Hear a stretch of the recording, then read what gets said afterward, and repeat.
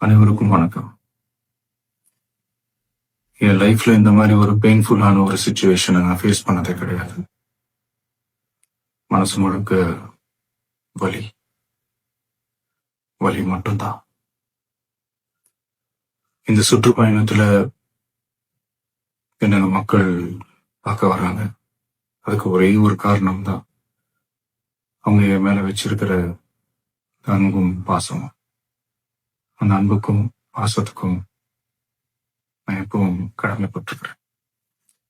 அதனாலதான் இந்த சுற்றுப்பயணத்துல மற்ற எல்லா விஷயங்களையும் தாண்டி மக்களுடைய சேஃப்டி, அதுல எந்த காம்ப்ரமைஸும் பண்ணிடக்கூடாதுன்றதுக்காக தான் அது என் மனசுல ரொம்ப ஆழமா இருக்கும் இந்த எண்ணம். அதனாலதான் இந்த அரசியல் காரணங்கள் எல்லாத்தையும் தவிர்த்துட்டு ஒதுக்கி வச்சுட்டு மக்களுடைய சேஃப்டி மட்டும் மைண்ட்ல வச்சுக்கிட்டு அதுக்கான இடங்களை சூஸ் பண்றது, அதுக்கான இடங்களை பார்த்து பெர்மிஷன் கேட்கறது, போலீஸ் டிபார்ட்மெண்ட்ல அதை ரிக்வெஸ்ட் பண்ணி கேட்போம்.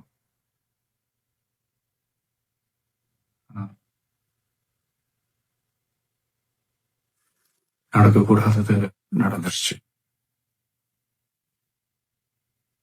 நானும் மனுஷன் தானே. அந்த நேரத்துல அத்தனை பேர் பாதிக்கப்பட்டு இருக்கும் போது எப்படி அந்த ஊரை விட்டுட்டு என்னால கிளம்பி வர முடியும்? நான் திரும்ப அங்க போகணும்னு இருந்துச்சுன்னா அது ஒரு காரணம் காட்டி அங்க வேற சில பதட்டமான சுச்சுவேஷன்ஸ், வேற சில அசம்பாவிதங்கள் அந்த மாதிரி எதுவும் நடந்துடக்கூடாதுன்றதுக்காக தான் நாங்க அவாய்ட் பண்ணேன். இந்த நேரத்துல சொந்தங்களை இழந்து தவிக்கிற அத்தனை குடும்பங்களுக்கும் என்னுடைய ஆழ்ந்த இரங்கலை தெரிவிச்சுக்கிறேன். எனக்கு தெரியும், என்ன சொன்னாலும் இது ஈடையாகாதுன்னு எனக்கு தெரியும்.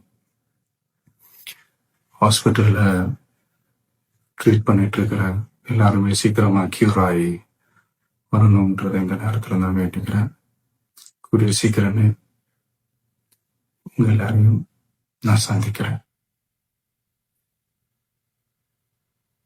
இந்த நேரத்துல எங்களுடைய வலிகளை, எங்களுடைய நிலைமையை புரிஞ்சுக்கிட்டு எங்களுக்காக பேசின அரசியல் கட்சிகளை சார்ந்த நண்பர்கள், தலைவர்கள் அனைவருக்கும் என்னுடைய நன்றியை தெரிவிச்சுக்கிறேன். கிட்டத்தட்ட ஒரு 5 மாவட்டத்துக்கு பிரச்சாரத்துக்கு போனோம். இந்த மாதிரி எதுவுமே நடக்கல. ஆனா கரூர்ல மட்டும் ஏன் எப்படி நடக்குது, எப்படி நடக்குது? மக்களுக்கு எல்லா உண்மையும் தெரியும். மக்கள் எல்லாத்தையும் பார்த்துக்கிட்டு இருக்கிறாங்க. கரூரை சேர்ந்த அந்த மக்கள் அந்த உண்மையெல்லாம் வெளியில சொல்லும் போது எனக்கு கடவுளே நேர்ல வந்து இறங்கி அந்த உண்மைகள்லாம் சொல்ற மாதிரி எனக்கு தோணுச்சு. சீக்கிரமே எல்லா உண்மைகளும் வெளியில வரும்.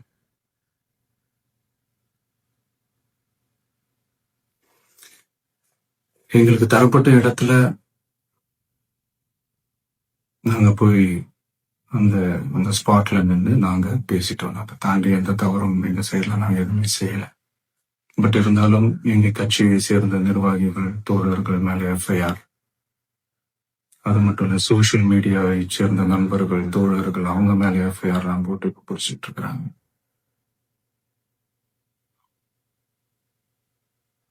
சிஎம் சார், உங்களுக்கு ஏதாவது இந்த பழி வாங்கணும் அப்படின்ற எண்ணம் ஏதாவது இருந்துச்சுன்னா என்ன வேணாலும் பண்ணுங்க. அவங்க மேல கை வைக்காதீங்க. நான் ஒண்ணு வீட்டுல இருப்பேன், இல்லை நான் ஆபீஸ்ல இருப்பேன். என்ன வேணாலும் செய்யுங்க. நண்பர்களே, தோழர்களே, நம்மளோட அரசியல் பயணம் இன்னும் ஸ்ட்ராங்கா, இன்னும் தைரியத்தோட கண்டினியூ ஆகும்.